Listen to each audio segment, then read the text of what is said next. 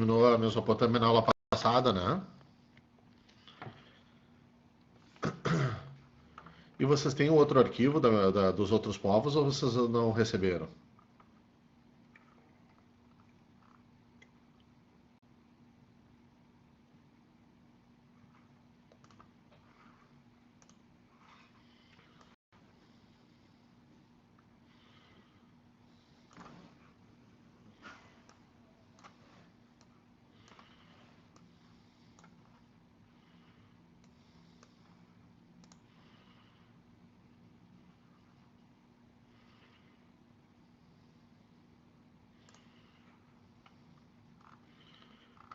Tá. Eu posso mandar para um de vocês aí então, para vocês botarem no grupo de vocês.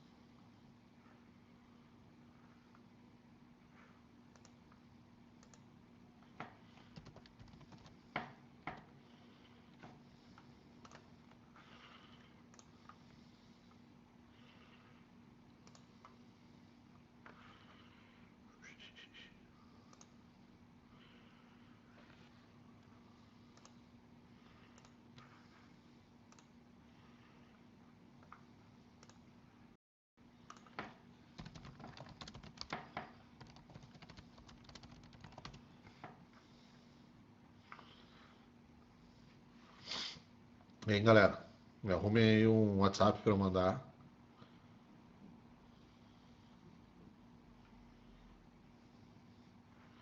É.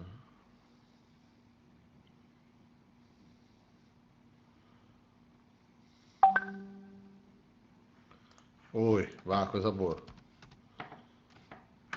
Aí, resolvido. Vou enviar aqui para ti.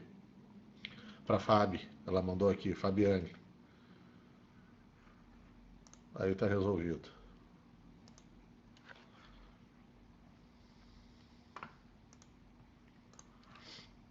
Já mandei os dois, inclusive, sobre o Egito e sobre os outros povos para a gente terminar a Antiguidade Oriental.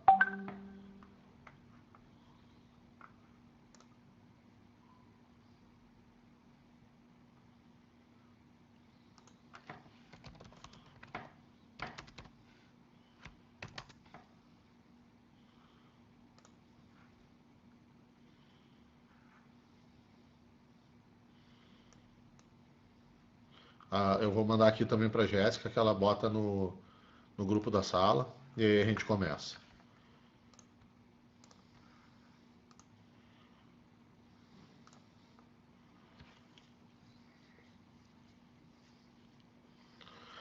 Aí baixem aí rapidinho, já mandei para a Fabiane. Aí vocês podem ir baixando. E quem não tiver acesso a esse WhatsApp, a Jéssica vai colocar agora para nós no grupo do objetivo.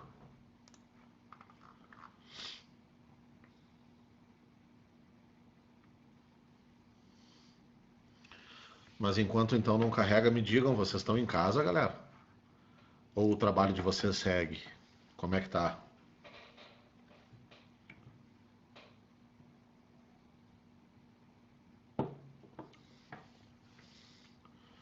Eu mandei dois PDFs, que são Egito Antigo e o outro é Fenícios, Hebreus e Persas. São dois PDFs.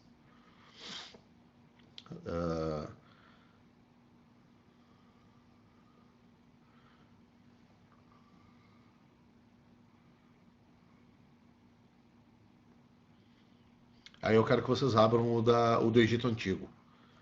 Vamos começar pelo Egito. Nós vimos aquela aula de Mesopotâmia, ela é muito mais demorada porque tinha um monte de detalhe para falar. Agora do Egito é muito mais rápida, porque a gente só entra naquilo que é específico do Egito. É que a aula passada, as nossas últimas aulas, elas foram aulas que a gente desenvolveu uma série de conceitos. Mas todos aqueles conceitos agora servem para esses outros povos que nós vamos conversar.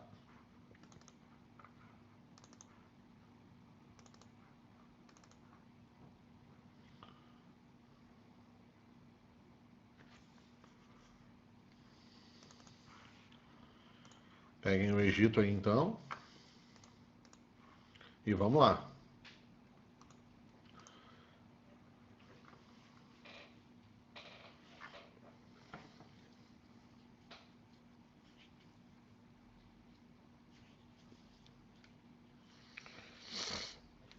Podemos ir lá?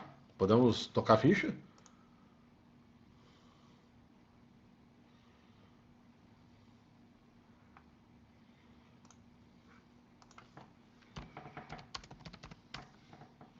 Então foi. Galera, ah, o Egito Antigo, então, tu bota aí no primeiro slide, né? Eu botei assim uma representação artística. Da mesma forma como a Mesopotâmia, o Egito Antigo é uma das portas de entrada na civilização, mais ou menos no mesmo período. Só que ao contrário lá da Mesopotâmia, onde surgiram uma série de cidades-estados, no Egito vai surgir um grande império. Então, se tu quiser colocar, né, a primeira coisa que lá na Mesopotâmia eu pedi para vocês botarem do ladinho de Mesopotâmia, atual Iraque, né? A Mesopotâmia, esse povo que tem um nome que hoje em dia a gente não conhece mais, fica situado na região do atual Iraque. Os iraquianos de hoje, por exemplo, eles são descendentes, né? Eles são futuras gerações dessa civilização que foi o berço da humanidade, né? Da Mesopotâmia. O Saddam Hussein, quando ele fazia as falas políticas dele e tudo mais, o Saddam ele dizia, né? Nós, os mesopotâmicos, evocando esse passado grandioso que a gente conversou até a aula passada. O Egito Antigo, daí, claro, né, galera? Os outros povos, vocês viram ali, né? Fenício, hebreu e persa. Esses nomes a gente não conhece mais. Agora o Egito é o Egito, né? O Egito, claro, obviamente que é lá o Egito, que tu conhece, que fica no nordeste da África e foi um dos berços dessa civilização. Então, passando para o segundo slide, galera, a gente divide a história do Egito Antigo nesses 4 períodos aí. Na verdade, se a gente quisesse, existiria uma primeira divisão chamada assim, pré-dinástico. Passa para o próximo slide, óbvio, né? E aí, aqueles outros 3 seriam um sub-item do chamado período dinástico. Tá? Então haveria uma divisão em pré-dinástico e dinástico.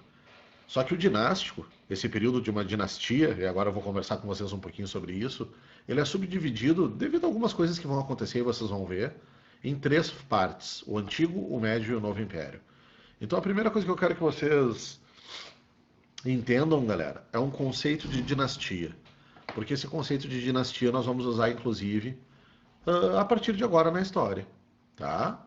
Então o que é uma dinastia? Uma dinastia, então tu pode botar ali do lado na dinástico, tu puxa uma setinha e coloca. Dinastia, galera, é uma família que tem poder político.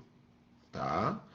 A partir do momento em que um comandante assume e que o poder passa a ser transmitido de modo hereditário, geracional, né, a gente diz que ali fundou-se uma dinastia. E vocês vão ver que em vários momentos da história, os povos, eles são, como é que eu vou dizer para vocês? Caracterizados por terem sistemas dinásticos, assim, né? Famílias que comandam o poder. Por exemplo, vocês estão vendo aí no jornal o lance lá da Coreia do Norte?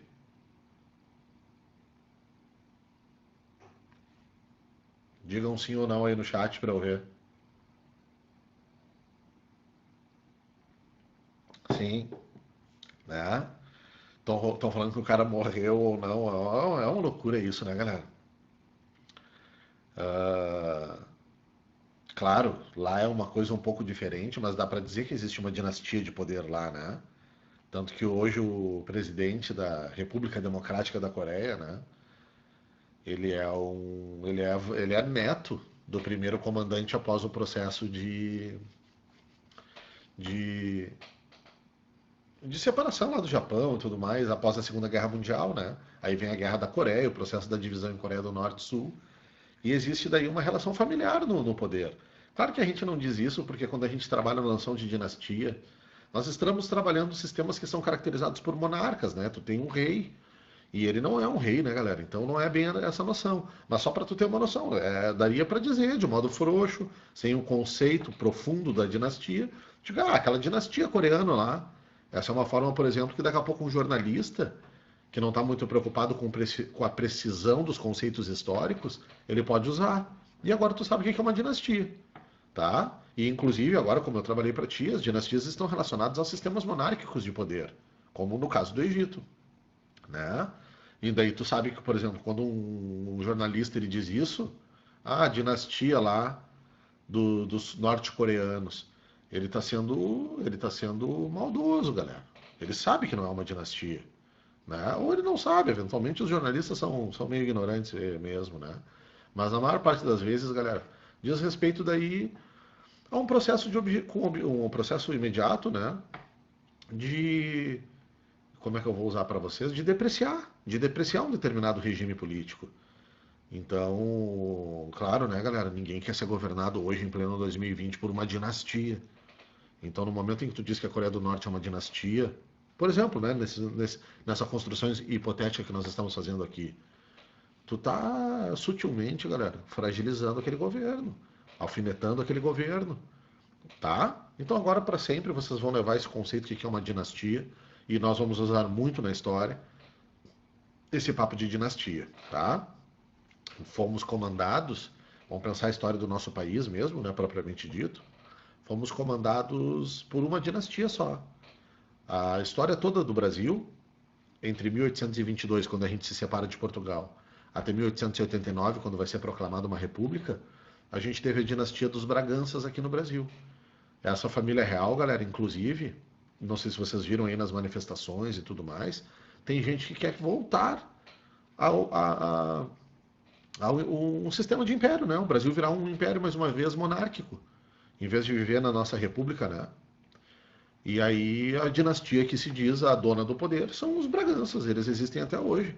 Os, os descendentes, né, os herdeiros diretos de Dom Pedro II, já, né? Já o Dom Pedro II. Então acho que, sei lá, tá lá pelo terceiro ou quarto neto, assim. O cara é tetraneto do Dom Pedro II.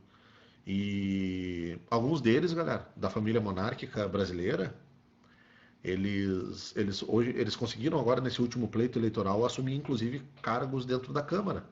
Se eu não me engano, galera, o príncipe do Brasil, que seria o comandante do Brasil, ele foi eleito deputado lá por São Paulo, uma coisa assim, tá? Então, nós também tivemos uma dinastia, por exemplo, tá? Então foi. Então, tá, mas só o que é uma dinastia? É justamente essa a diferença da história do Egito entre o pré-dinástico e o dinástico. Vai surgir uma democracia, desculpa.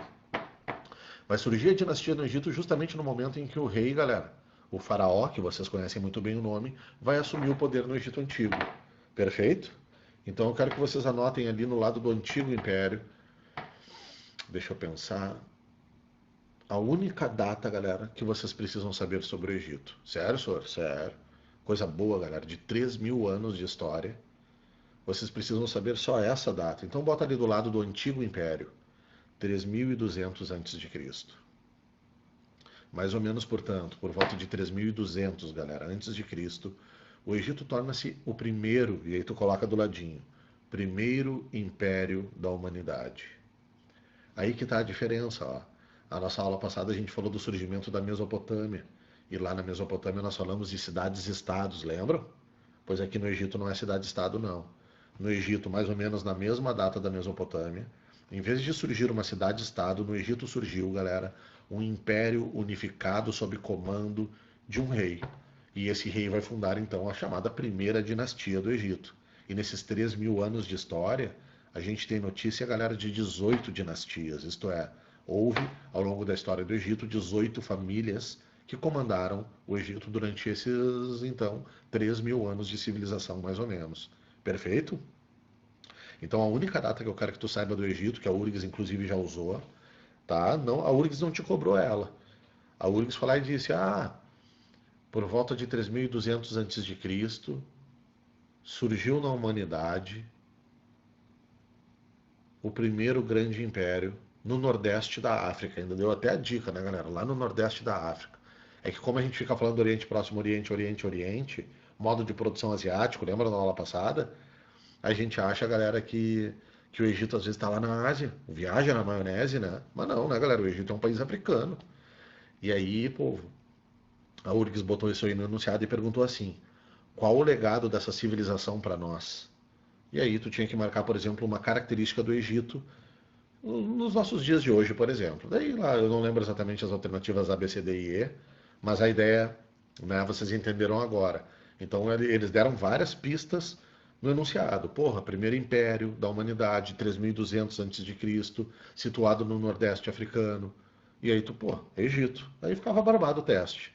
Perfeito? Começando então, passem para o próximo slide. Eu iniciei a história do Egito ali com vocês, galera, vendo o primeiro período chamado de pré-dinástico, entre 5.000 anos antes de Cristo e 3.200 anos antes de Cristo. Isto é, o início, antes de haver o Império Egípcio, a gente chama esse período de pré-dinástico, antes das dinastias. E qual é a característica do pré-dinástico? O Egito, galera, era todo ele subdividido nos chamados nomos, tá? Soro, o que são os nomos? Eu quero que vocês peguem o Rio Nilo, enxerga ele ali. Se vocês derem um zoom, galera, nessa imagem, deixa eu ver aqui, deixa eu dar um zoom na minha e eu vejo se dá certo mesmo.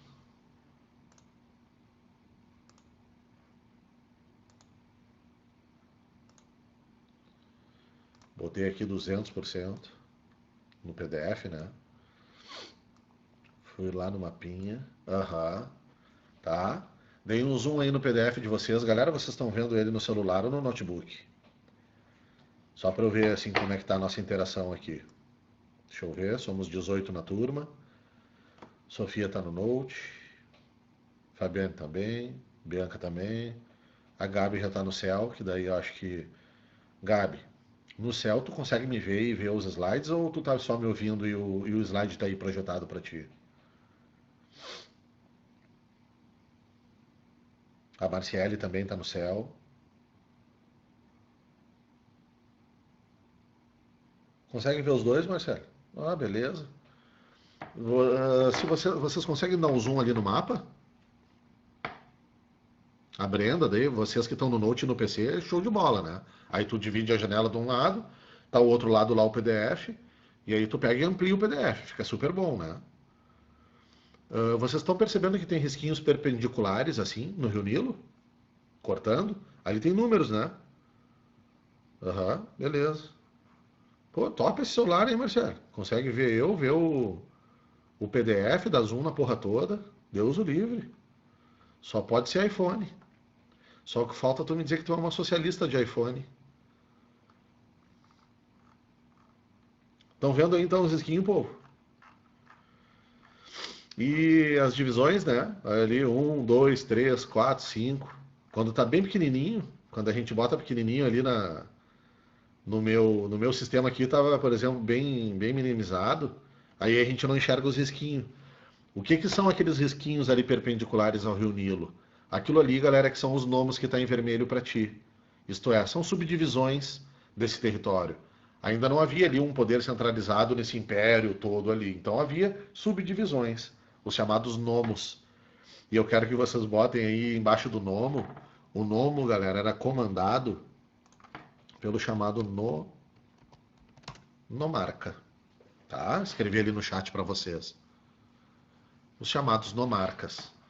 Então não havia então uma centralização, galera. Portanto, não havia um faraó e não havia uma, uma dinastia. Entenderam a relação do chamado pré-dinástico? Mas esse povo, galera, ele foi habitando, foi sedentarizando-se e vai crescendo a população entre esses 5.000 e 3.200 que eu falei para vocês. 5.000 e 3.200, 800, 1.800 anos, né? Eu gosto quando a gente conversa desses povos da antiguidade, galera. Porque a gente está falando assim, ó, cara, de períodos imensos, né? Olha o que é a riqueza da história desses povos, galera. Cara, te compara conosco, por exemplo. Olha a história do Brasil, galera. Nós temos 520 anos de história, né? Então é uma coisa, é incrível assim, né? A gente está falando, cara, do período pré-dinástico até que se funda o Império do Egito, por exemplo. A gente está falando de 1.800 anos de sedentarização, crescimento populacional, onde eles vão vivendo às margens do Nilo, é óbvio, né, galera? Igual lá na Mesopotâmia. Tu precisa das águas dos rios nos momentos de cheia para fertilizar, para fazer comida, né? Foi na região do Crescente Fértil, lembra lá que eu falei para vocês que tinha um Egito no meio da história? Tá aí, agora a gente vai passar a ver esse Egito. E a outra marca, galera, quando a gente está falando da história do Egito, que os testes eles simplesmente referenciam e tu tem que saber daí, é esse papo ali que tu tá vendo embaixo do slide, ó. A divisão de Alto e Baixo Egito. E aí, povo, uma sacanagem com a nossa forma, como é que eu posso dizer para vocês? A nossa forma errada mesmo, né? Viciada. Nós temos um jeito viciado de olhar mapa que diz que o norte está em cima, galera, e o sul está embaixo. Sim ou não? Né? Povo, o Alto Egito está na parte de baixo que tu tá olhando aí no mapa. Isto é, tá no sul. Então embaixo ali do alto, tu bota sul. E galera, no Baixo Egito é o norte do mapa que tu estás olhando ali. E portanto há uma inversão naquele nosso senso comum. Aí veio a palavra, ó, senso comum. Tá? Na região do chamado Alto Egito, no Delta, falso. O que é o Delta, Sor? Olha lá onde o Nilo está desaguando, galera. O Nilo deságua, né? Ele tem sua foz, povo, no mar Mediterrâneo. Lá em cima que tu tá vendo no norte. Né? Olha eu falando aí lá em cima, ó. Né? Lá, se tu perceber, existe o desenho de um delta, galera. Delta da matemática. E agora eu quero que vocês calculem, né? B ao quadrado menos 4 AC sobre 2A. Bagulho demoníaco, já pensou? Eu tenho certeza, se eu continuasse esse papo de cálculo, dos 20 alunos que estão aqui na sala, sobraria 3 alunos. Matemática, pessoal, é uma coisa demoníaca. Só nesse mundo do demônio é que pode existir a matemática. Mas a gente está aqui da história para salvar vocês, galera. Né? Desenvolver assuntos verdadeiramente importantes e pertinentes. Afinal de contas, para que serve a fórmula de Bhaskara, galera? Né? Tenho 35 anos e nunca usei a fórmula de Bhaskara, pessoal, no Zafari, por exemplo. Nunca. Aqui em casa, quando eu vou arrumar a casa, nunca precisei calcular, galera, a determinante da matriz, né? Depois a gente vai ter conversas aí sérias sobre essa questão matemática, mas enfim, é o demônio, né? Nós estamos no mundo do domínio demoníaco. E aí, o delta do Nilo. Pá, lembrou da matemática aqui, ó, lá em cima, o triângulozinho, aquele que a gente tem que calcular para fazer a fórmula de Bhaskara. Então, o delta do Nilo, povo, fica no Baixo Egito. E eu não sei se tu já se deu conta com relação ao que eu falei para ti. Galera, o rio corre do sul para o norte. O rio corre, galera, do Alto Egito para o Baixo Egito. É por isso que o Egito é dividido em alto e baixo, desta maneira que tu tá vendo. Por quê? Porque a forma como o rio Nilo corre, galera. Ele corre do sul para o norte. A gente também tem uma primeira impressão ao olhar o mapa que pensa, o rio Nilo vem lá de cima e desce lá para baixo. Não, é justamente o contrário. E aí vem os pega-ratões eventuais em alguns exercícios para ti, de tentar confundir alto e baixo, né, com esse vício que nós temos de olhar um mapa e dizer, o norte está em cima. Não, galera, o norte não está em cima. A gente poderia pegar o nosso mapa, que tem lá os Estados Unidos do Norte, e ver ele desse outro lado, galera. É uma terra redonda. Então não existe em cima e embaixo, existe uma coisa que depende do teu referencial. Vocês compreendem isso? Sim ou não? Trocaram umas ideias sobre isso com o Bruno?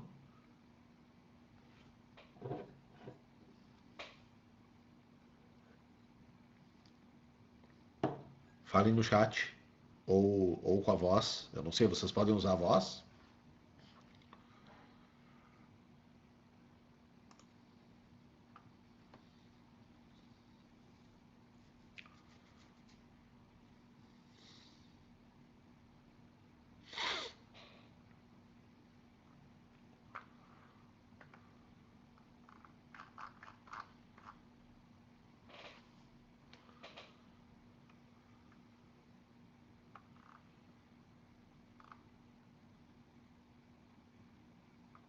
Oi?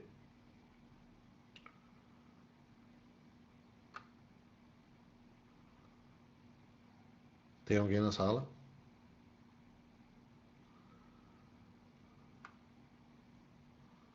E aí, me digam. Falaram sobre isso com o professor Bruno de Geografia?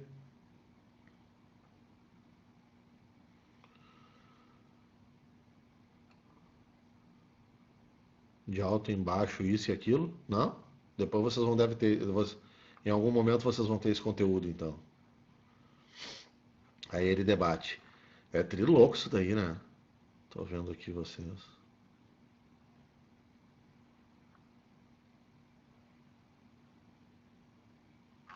Beleza. É trilouco, né, galera? Esses bagulhos vocês vão ver. O cara se perde, assim. Mas é tri legal. Geografia é muito legal, assim.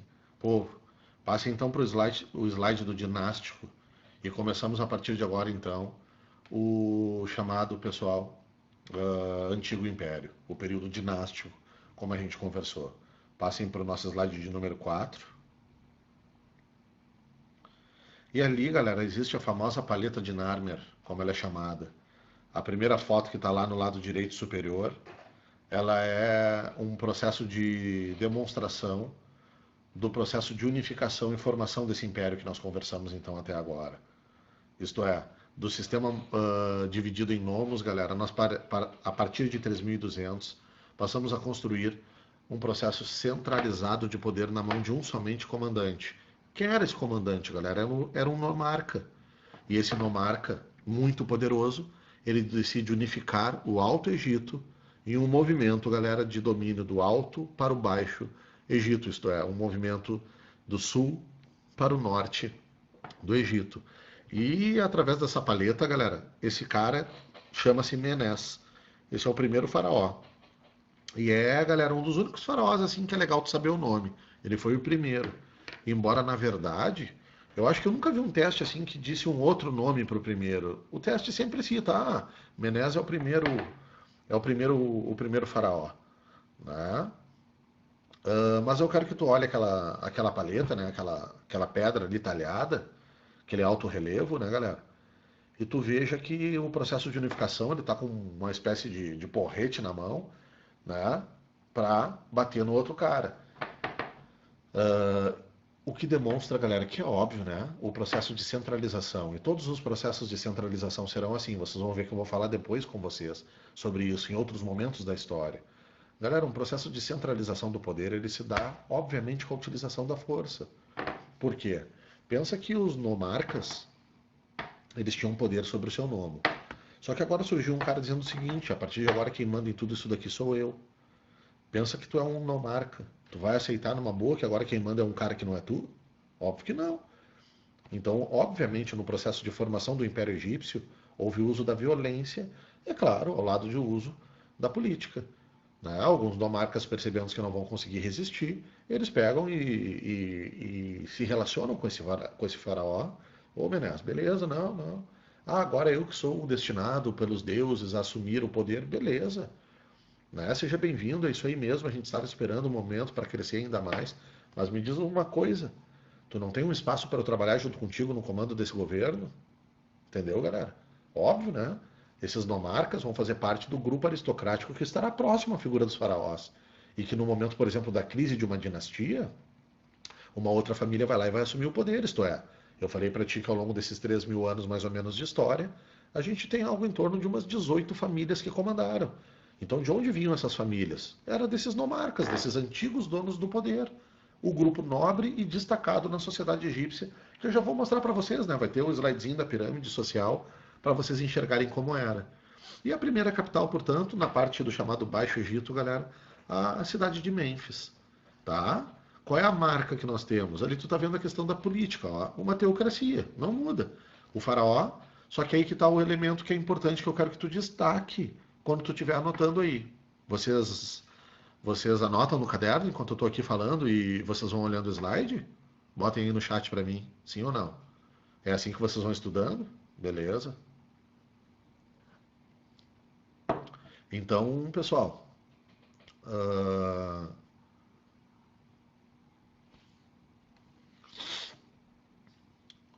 o faraó, povo, ele era um deus na terra. A marca da religiosidade egípcia, eu acredito que todos vocês aqui saibam, já tenham ouvido falar, né? Igual lá na Mesopotâmia, galera. Eles acreditavam em vários deuses, chamamos de politeísmo, né? A crença em diversas divindades. E no Egito daí vem um elemento específico, porque na Mesopotâmia, galera, os reis, né? Vamos chamar eles de reis. Eles eram representantes de Deus na Terra, tá? Eles não eram, portanto, uma divindade na Terra, galera.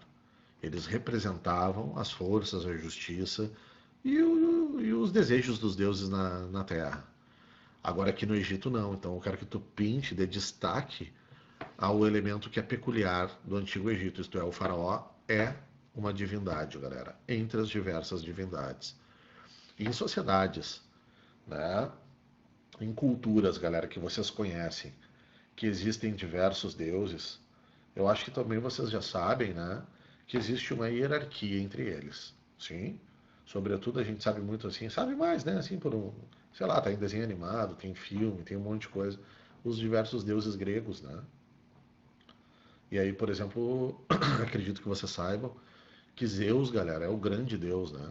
Zeus é o mais poderoso dos deuses do panteão grego. E aí depois vão vir os outros, né? Atena, e Mercúrio, e Hermes, e aí um monte de deus, né? Mas existe uma hierarquia no Egito também, na Mesopotâmia também. Isso é qualquer cultura politeísta. E, galera, eu estou falando isso para vocês não para que vocês saibam qual que é o deus mais poderoso do Egito, mas não precisa saber isso, né?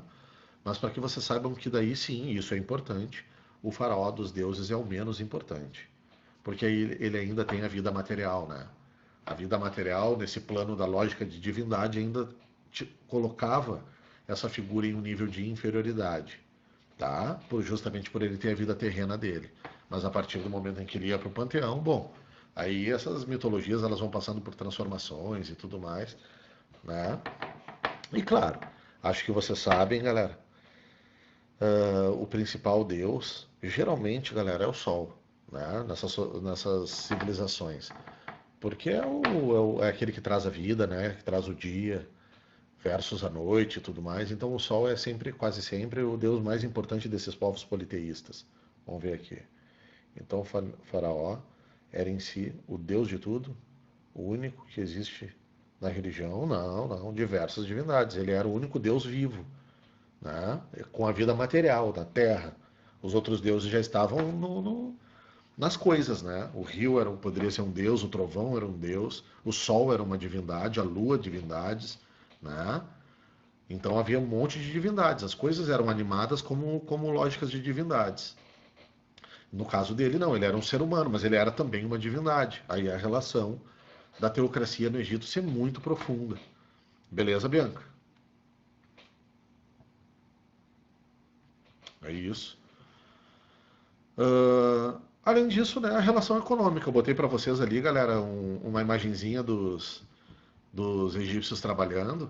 No plano econômico, galera, modo de produção asiático que a gente já conversou, aquela questão de viver do rio e tudo mais, da fertilidade que é trazida pelas cheias do rio. Então eles fazem os diques, as represas, tudo igual aos mesopotâmicos. Né? O rio é o Nilo, óbvio, a gente sabe do famoso rio Nilo, o rio Nilo egípcio. Uh, e, cara, eles são grandes produtores de cereais. Essa é a marca do Egito. E é óbvio, né, povo? Eles não vão poder viver isolados. Então, uma das marcas dentro desse império egípcio é a existência de uma atividade comercial. A troca por aquilo que eles não possuíam com outros povos e tudo mais. Então, o comércio também é um elemento componente. Agora, qual é a coisa mais importante da economia egípcia? A produção do camponês, galera, do excedente de cereais. A partir desse excedente de cereais, e o cereal egípcio, pessoal, ele era de altíssima qualidade. Pela questão da natureza e tudo mais ali, né? Então, por exemplo, eles vendiam esses cereais com ótimos preços no mercado estrangeiro e esse dinheiro, portanto, produto dessa venda, desse excedente, servia para comprar os produtos que não se tinha e desenvolver a civilização, né? Entender essa relação, né? Mas é óbvio que a atividade comercial, a atividade artesanal, era uma marca também que compunha o comércio, né? Desculpa, que compunha a economia dentro desse império. Passando o slide, galera, para o quinto. A outra marca que eles cobram de vocês, por exemplo, são as coisas que acontecem nesse antigo império. O que acontece no Médio Império e o que acontece no Novo Império. Mas antes de nós falarmos um pouquinho dessas pirâmides, que é a marca da construção aqui nesse período, galera, eu quero que vocês passem para o slide, galera, 10. Bota lá no 10, para a gente falar como é que organizava essa sociedade. tá? Lá na pirâmide social, botem no 10 aí.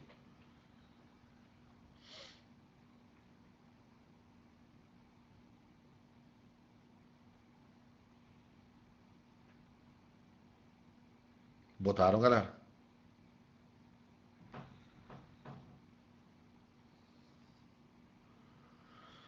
Ali, ó, galera. Uma pirâmide social. A gente não tinha feito uma pirâmide lá da Mesopotâmia, né? Mas a ideia é exatamente a mesma, ó. Lá no topo, galera, estão os aristocratas, os nobres. Isto é, aquelas figuras que estão relacionadas aos nomarcas. Um desses caras, galera, a partir de 3200 passa a ser o grande comandante dali e chamamos ele de faraó. Portanto, é um pequeno grupo que ocupa o mais alto topo dessa pirâmide social.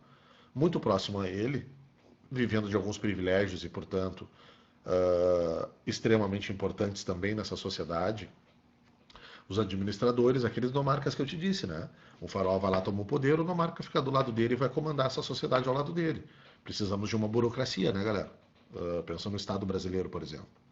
Né? Só um presidente comanda? Não, tem que ter todo um grupo de funcionários públicos responsáveis por ajudar no processo de administração do Estado. Esses são os administradores. Os militares, extremamente importantes para manter a ordem interna e externa. Os escribas, galera, isto é, aqueles que escreviam, e daí nós vamos voltar no outro slide ali, vocês vão enxergar, né? Os escribas.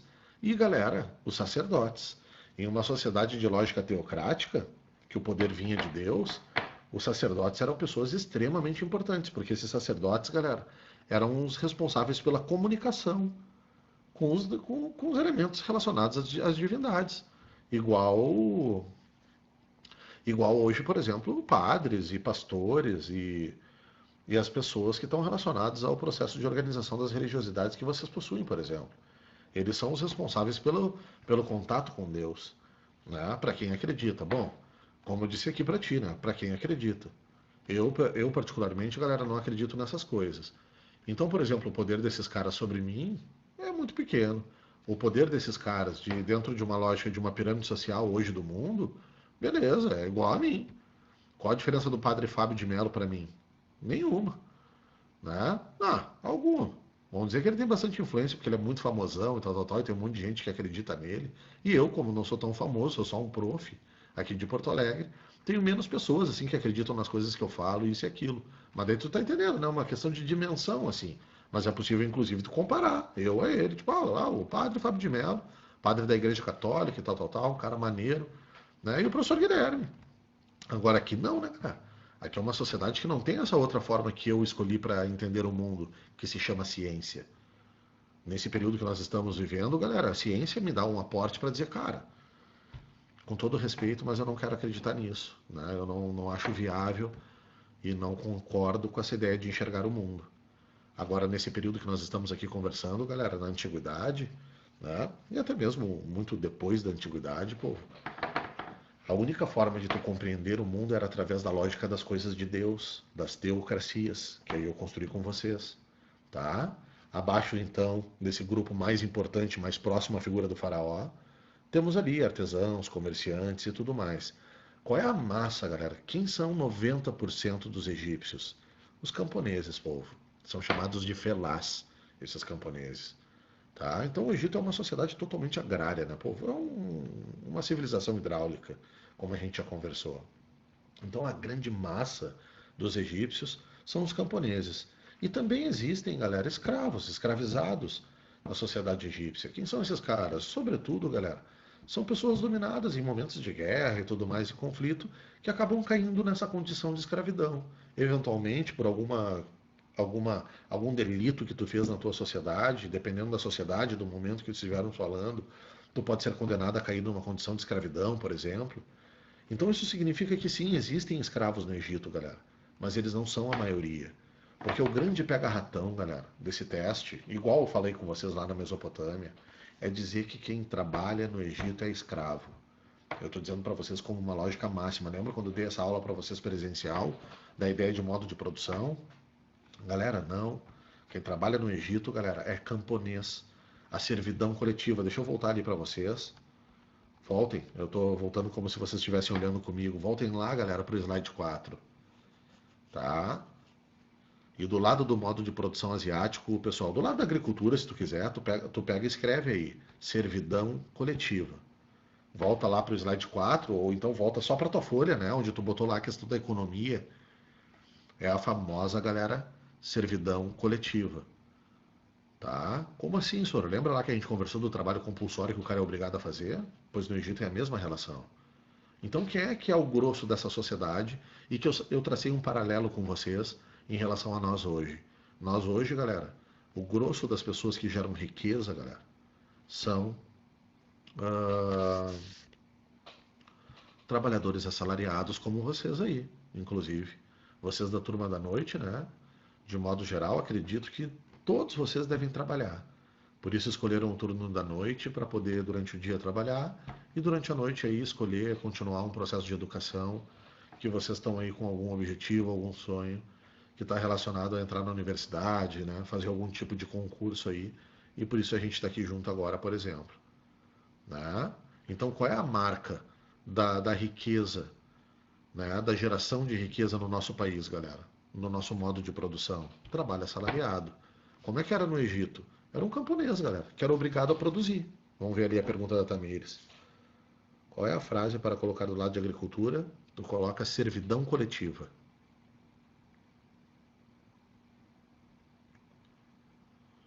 Esses camponeses, portanto, eram obrigados a prestar esse serviço. Simples. Tá? Trabalhava na terra e trabalhava lá construindo, por exemplo, uma pirâmide. Tá, mas ô senhor, o Egito é tri, né? E eu já vi o documentário do Egito que mostrou que os escravos faziam as pirâmides, por exemplo. Né? Sim, escravos fizeram, galera. Escravos fizeram pirâmides, trabalhavam também em palácios, faziam estradas, ajudavam na construção dos diques que levavam águas, das represas que, né, armazenavam a água do Nilo no momento lá da cheia. Agora, o majoritário era o trabalho escravo? Não, o majoritário era o trabalho do camponês obrigado a prestar esse serviço. Até porque ele não é um escravo, senhor, se ele é obrigado. Ele não é um escravo porque ele não é uma propriedade. Ele era um homem semi-livre, tá? O que configura, portanto, um escravizado, galera? Para nós aqui, nesse período histórico, óbvio, né? Configura um ser humano que pode ser comprado e vendido, tá? E esses camponeses não eram comprados e vendidos pelo faraó. Esses caras, galera, prestavam serviços obrigatórios. Essas relações de obrigatoriedade, pessoal, elas existem em qualquer momento histórico. Eu citei, acho que quando a gente estava vendo isso, né? Cara, eu sou obrigado a pagar imposto, galera. Eu não posso não pagar. Se eu não pagar alguns impostos, por exemplo, até preso eu vou, galera. Dependendo do que a gente estiver conversando. Então, cara, a gente está numa relação de, somos livres. Tu é obrigado. O fato de eu ser obrigado a algumas coisas relacionadas à nossa forma de vida em sociedade, pessoal, não significa que eu sou escravo, tá? Vamos ver aqui. Não é a mesma pergunta ali, da Tamires. Perfeito, povo. Então, agora a gente pode avançar e falar desse processo da construção das pirâmides. Que inclusive aposto que vocês já viram documentários, coisas assim.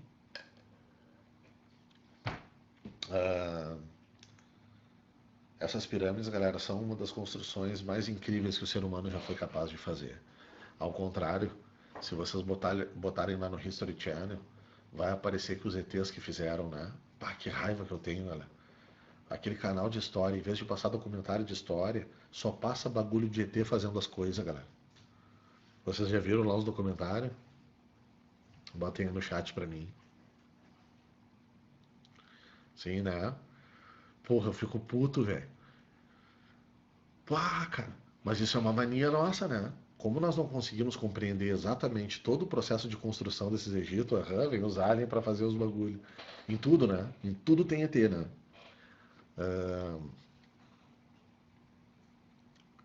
Como a gente não compreende todo esse processo, galera? Velho, demorou, galera. Demorou uns 4.000 anos pra gente fazer uma construção tão grandiosa quanto uma pirâmide do Egito. O History Channel. O que tem de história nessa porra desse canal? Eu fico puto. A coisa mais histórica que tem nesse canal de merda, pessoal, desculpem a palavra, é o cara vendendo bugiganga naquele troço chamado trato feito, né? Eu até que gosto daquilo, fico olhando lá umas bugigangas assim. Mas, cara, isso não é história, né, pessoal? Tu pegar e vender um mouse porque Benjamin Franklin usou esse mouse, vai pro inferno, né? Isso não é história, né, pessoal? Mas enfim, né? Ah, é isso, velho. Imagina. Demora quase 4.000 anos, galera, para nós fazermos algo que teve a dimensão dessa pirâmide. Para vocês entenderem do que eu estou dizendo, a grande pirâmide, né? A pirâmide de Kelps, a do meio, galera, a maior, é chamada de grande pirâmide, ela, né? Ela tinha um projeto, galera, acabou tendo um pouco menos que isso, de 145 metros de altura, galera. Tu tem noção do que é isso? 145 metros de altura. Galera, a gente vai superar essa construção em termos de altura somente no início do século XX, final do XIX, início do século XX, ali construindo, por exemplo, a Torre Eiffel, os arranha-céus dos Estados Unidos, o Empire State, por exemplo. Cara, olha o tempo que demorou. Então, em meio a essa coisa, o que é mais fácil para nós? Em vez de aceitarmos a grandiosidade dessa civilização, a gente fala e diz, ah, isso aí foi ET que fez. Entende o sentido que tem por detrás, às vezes, de algumas coisas que parecem bobas? Existe uma coisa de dar sentido, né? Vamos ver aqui. É, tem pouca coisa ali, né, Thaís? Antigamente, alguns anos atrás, assim, tinha uns documentários muito bons no History Channel, que vocês podem encontrar, por exemplo, no YouTube. Eu lembro que tem um documentário que eu adorei, assim, sobre a Revolução Francesa, por exemplo. Ah, o documentário do History, muito bom, galera. Algo em torno de 1 hora, eu acho que ele tem. 1 hora e meia. Conta toda a história da Revolução e tal, daí recria. Ah, muito bom. Tem alguns poucos documentários bons. Só que hoje em dia já não se faz mais, né? Hoje em dia, por exemplo, os documentários que eu vejo lá, esses dias, assim, eu olho, tem o. Acho que é Mistério Azteca que eles chamam. Enfim, falam das nossas civilizações da Mesoamérica aqui, né? Incas, maias e astecas. Mas tu percebe, quando tu tá vendo ali no vídeo na TV, tu percebe que é um bagulho que foi feito lá em 1980. Né? Uma gravação lá do início dos anos 2000, já faz 20 anos. A gravação é velha e tal. Né? Em vez de produzirem conteúdos agora atuais relacionados à história, documentário e tal, tal, tal, né? Peca, assim, é um canal que peca. Eu acho uma pena, né? Podia ser um canal bem, bem, bem profissional mesmo, sério, e destinado à história. Que muita gente ia ver, né? A história é algo que a galera gosta, assim, de consumir. Mas, enfim, é questão de grana, né? Questão de quem é que compra, né? O History Channel, pelo jeito, ele permite que tu compre lá um espaço e coloque um programa lá que eles se interessarem, né? Enfim, pô, então é isso. Por detrás, às vezes, de um discurso que parece não ter nenhum sentido, assim, ingenuidade, existem algumas questões, inclusive, do nosso brilho, né? Tipo, como assim? Isso aí foi ET que fez, só pode ter sido um OVNI. Como é que os caras conseguiram erguer numa pedra de 2 toneladas, galera? A 140 metros de altura. A precisão, galera, da construção dessas pirâmides é a coisa mais incrível. E uma das primeiras perguntas que vocês me fazem, assim, é a questão, ô senhor, por que pirâmide? E aí eu quero que vocês passem para o slide 5, para vocês verem uma coisa que eu gosto de conversar com vocês.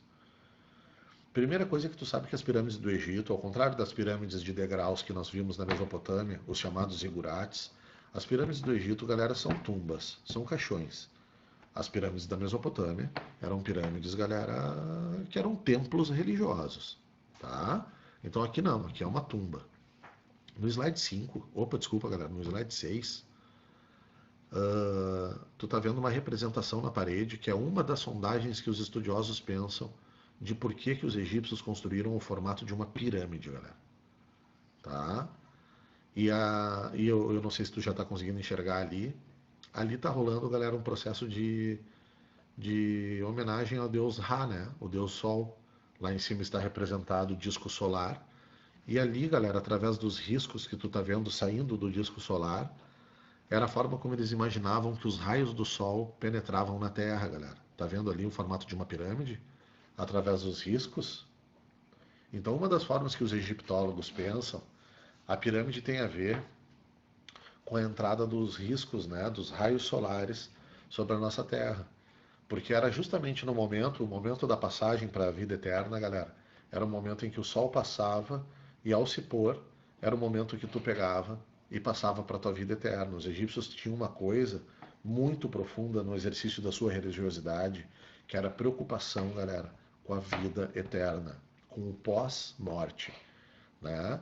E se tu olhar geometricamente o processo de construção das pirâmides, ela está posicionada de uma forma perfeita e o Sol, galera, num determinado momento, ele passa exatamente no pico da pirâmide, né? Então existe uma série de profundos cálculos, né, que estão relacionados a essa coisa do caminho do Sol e tal, tal, tal. Provavelmente seja alguma coisa relacionada, porque uma pirâmide, né, a essa questão da passagem do homem para a vida eterna, da passagem do faraó, obviamente, né? Olha o tamanho dessa construção para a vida eterna. Então volta um slide, a gente volta ali para elas.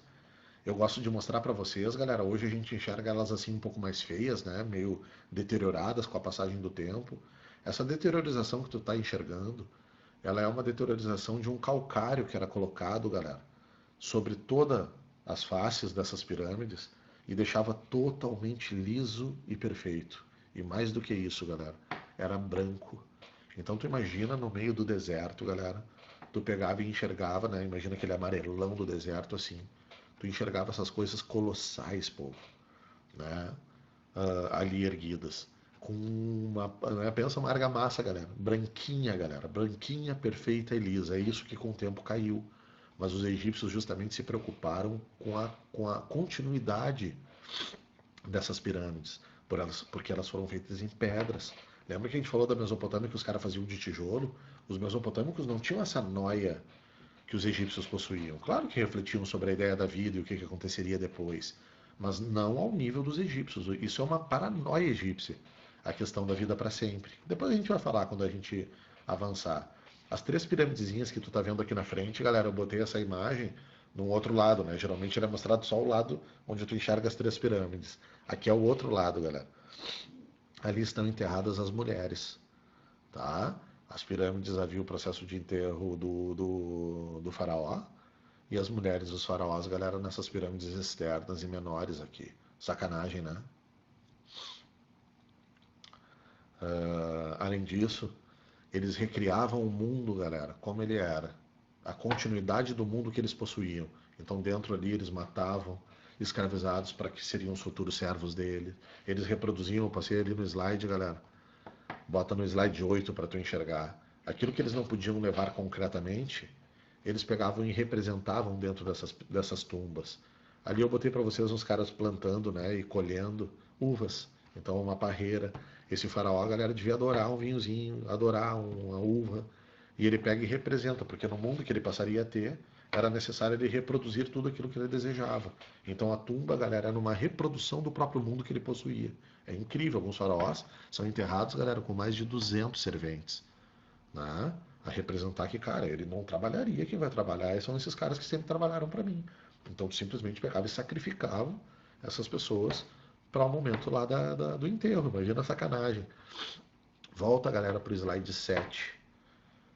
Essa é a primeira pirâmide do Egito, galera. Essa pirâmide foi feita pelo faraó chamado Djoser, que tu tá vendo ali. E ao contrário das outras pirâmides que foram feitas na cidade de Giza, né, ou Gizé, tá? Essa pirâmide foi construída na cidade de Saqqara. Então, o primeiro faraó a construir, a ter essa ideia, a gente não sabe porquê. Como eu disse, né, é uma sondagem, o porquê. Foi ele. Uma coisa a gente sabe, óbvio que isso é uma demonstração de poder, né, galera? Quando tu chega e vê um troço daquele ali, pelo amor de Deus, que povo é esse aqui? E era justamente isso que causava, né? Os povos que visitavam o Egito. Então ali tu tá vendo, ó, o interior eram madeiras que estruturavam o processo de construção. E essa pirâmide, galera, era chamada pirâmide de degraus, né, lá do Egito, a primeira pirâmide que os egípcios fizeram. Ela é projetada por um arquiteto chamado Imhotep, tá? Deixa eu botar aqui para vocês.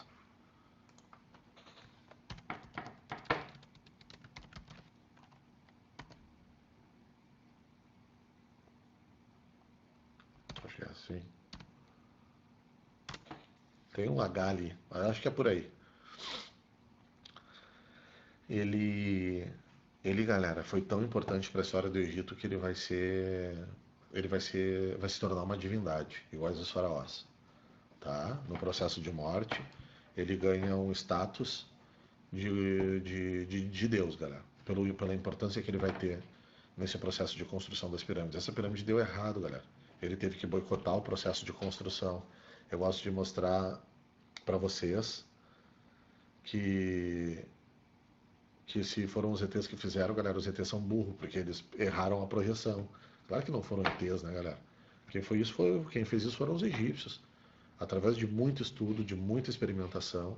E depois dessa pirâmide, galera, ele vai conseguir projetar as pirâmides que estão no nosso slide anterior, ali no 6, né? E que vocês já estão, no 6 não, desculpa, no 5, e que vocês já estão cansados de conhecer. Perfeito? O final, galera, do Alto Império, desculpa, do Antigo Império, e a passagem para o chamado Médio Império, se dá através de uma perda de poder dos faraós. E durante um intervalo de mais ou menos uns 200 anos, galera, o Egito volta àquela ideia de descentralização. Tá, mas, ô senhor, por que os faraós perderam o poder e os nomarcas voltam a comandar, então, esse grande império, deixando de ser, portanto, um império e fragmentando-se? Porque houve uma grande crise sucessiva, galera, foram anos sucessivos de más colheitas. E essas más colheitas, galera, geraram fome. E foi tão grande a fome que há relatos em hieroglifo, né? Depois nós vamos falar de todos esses elementos. Que, galera, uh, os relatos contam que chegou a haver canibalismo no Egito. Então tu imagina o nível da fome que se instaurou neste império. No momento em que um chefe, galera, ele é um deus, representa as forças divinas, ele não consegue trazer alimento para sua população, galera, tu pode ter certeza. Não há possibilidade desse chefe manter-se no poder. E aí então os faraós perdem o poder e o poder de novo se descentraliza, até que um momento as coisas se organizam e haverá uma nova centralização. Quando houver essa nova centralização, nós estaremos inaugurando, galera, lá no slide 11, o chamado Médio Império. Então, entre o Antigo e o Médio Império, houve um chamado período intermediário de descentralização. Perfeito? Sim ou não? Botem sim aí no chat isso, sim. Ou não, né? Se não entendeu o que eu disse aqui, eu posso repetir. Beleza, povo?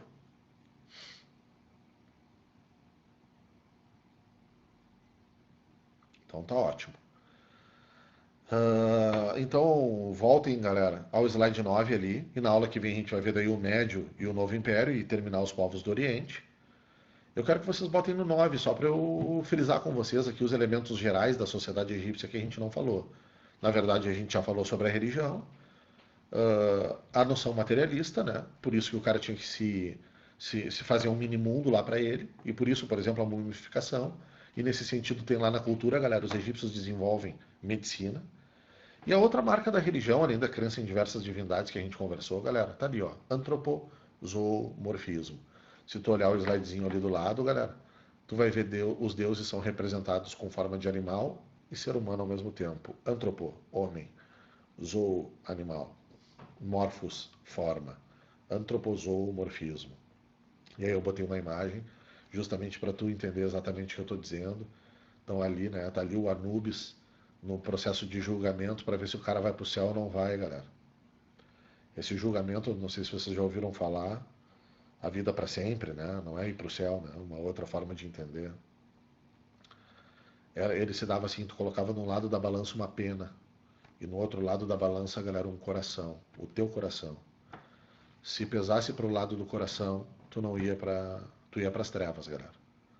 Se ficasse equilibrado é porque tu foi uma pessoa justa ao longo da tua vida. E aí tu ia para a vida eterna. Esse é o famoso julgamento após a morte, para ver se tu teria uma vida, a continuação da tua vida ou não. Tá? E ali na parte cultural, a invenção do hieroglifo, a outra forma de escrita quase do mesmo tempo da cuneiforme, que a gente viu. Os hieroglifos eles tinham um status ainda mais poderoso, eles eram uma arte, porque era muito bonito. Desenvolvimento de arquitetura, olha lá a pirâmide que a gente conversou. E na aula que vem, portanto, a gente parte daqui. Beleza, povo? Um beijo para vocês, bons estudos e qualquer coisa me chamem aí, tá? Tchau, tchau.